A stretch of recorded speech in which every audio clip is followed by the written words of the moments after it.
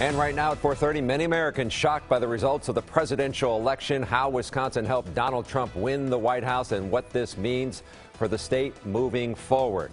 Former Governor and Health and Human Service Secretary Tommy Thompson watched Donald Trump make history last night. He joins us now live from Madison to talk about all of this with us. Governor, great to have you here.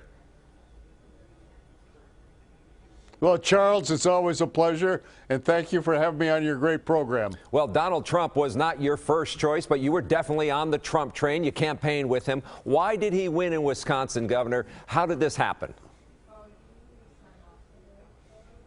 He won because the people in the state of Wisconsin, like people all across America, were fed up with their government not getting anything done, not solving the problems for America, not protecting the security, not improving the economy, too many rules, regulations. The healthcare system was broken and was costing the individual consumers more money, and they just were fed up. They were frustrated.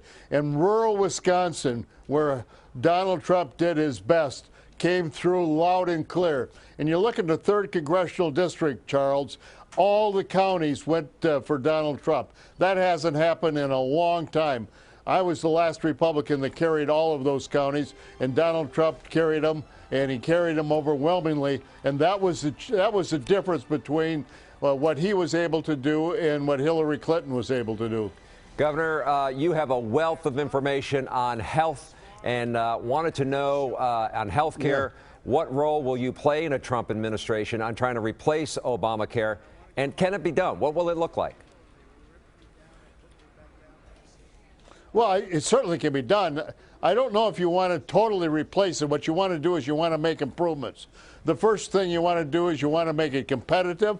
The second thing you want to be able to do is allow insurance companies to be able to sell insurance across state lines. 3, you want to have them have the opportunity to be able to develop programs and policies that people want instead of the government telling them what they have to have in there. And number 4, you want to make sure that Medicaid is giving back in a block grant to the states, and you want to make sure that you can do this on a bipartisan basis.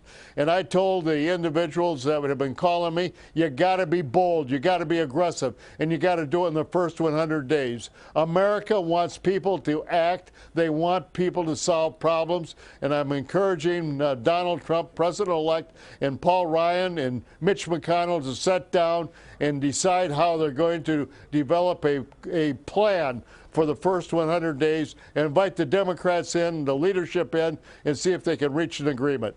I know you're involved in a lot of things. Do you see playing a role within the Trump administration, being an advisor at some point on health care?